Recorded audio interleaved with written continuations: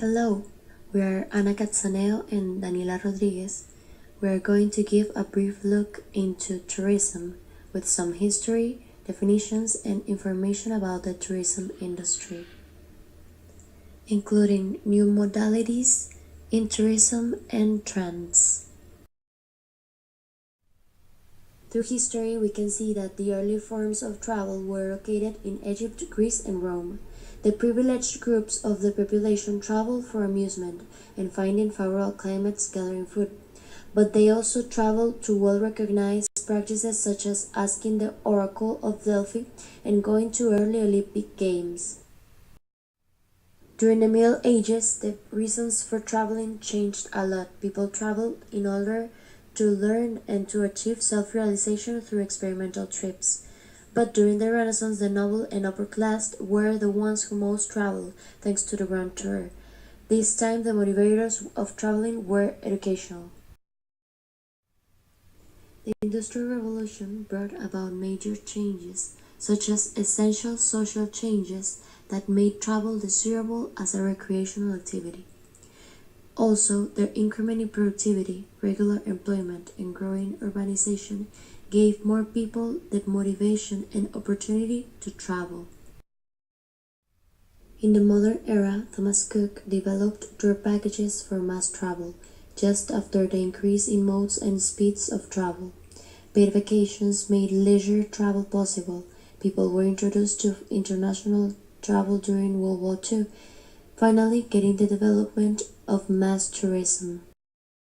Tourism refers to the activity of visitors. This visitor is classified as a tourist or overnight visitor if his or her trip includes an overnight stay, or as a same-day visitor or excursionist otherwise. There are three major types of tourism. Tourism, which involves the activities of a resident visitor within the country of reference. Inbound tourism, that includes the activities of a non-resident visitor within the country of reference, and outbound tourism, that comprises activities of a resident visitor outside the country of reference. Types of tourism give origin to mass tourism. That is the act of visiting a leisure destination with large amounts of people at one time. This is composed by tourism flows, which affect seasonality and generate tourist market, which are motivated by attractions.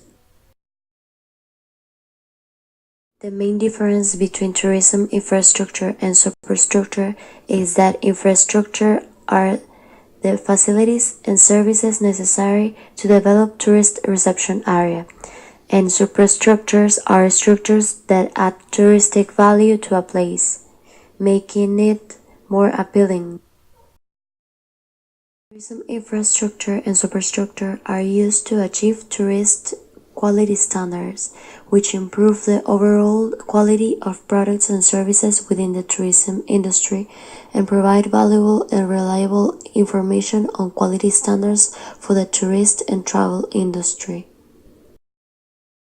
Structure is divided into national and international organizations. The national is in charge with the rules, regulations, and law. Meanwhile, the international provides suggestions, advice, and technical expertise. Their role is to guarantee the interests of the travel industry. Which are the main components of the travel industry? The main ones are attractions, transportation and infrastructure, accommodation and basic services, tourism development and promotion, and ancillary services. Attractions can be cultural, for example, museums, typical dances, or natural, as beaches or mountains. Transport is necessary from and within the destination, whereas infrastructure provides the basics for effective functioning on or below ground level, for example, water and electric supply. Accommodations are almost 30% of tourists' expenses. Some of the basic services are food and beverage, which must be accessible and varied, and support services like shopping facilities and entertainment. Tourism development is coordinated by public sector bodies or organizations such as tourist boards and local councils. Finally, the ancillary services are travel insurance, medical, and police services, luggage, car rental, among others. There are other components of the travel industry, which are distribution channels, tourists, the communities, and the governments. It is a new modality of tourism. It was defined by Ebler Wood as the responsible travel to natural areas that conserve the environment and improve the well being of local people. It is a new phenomenon and it must make a positive impact on both the ecology and economy of a given destination.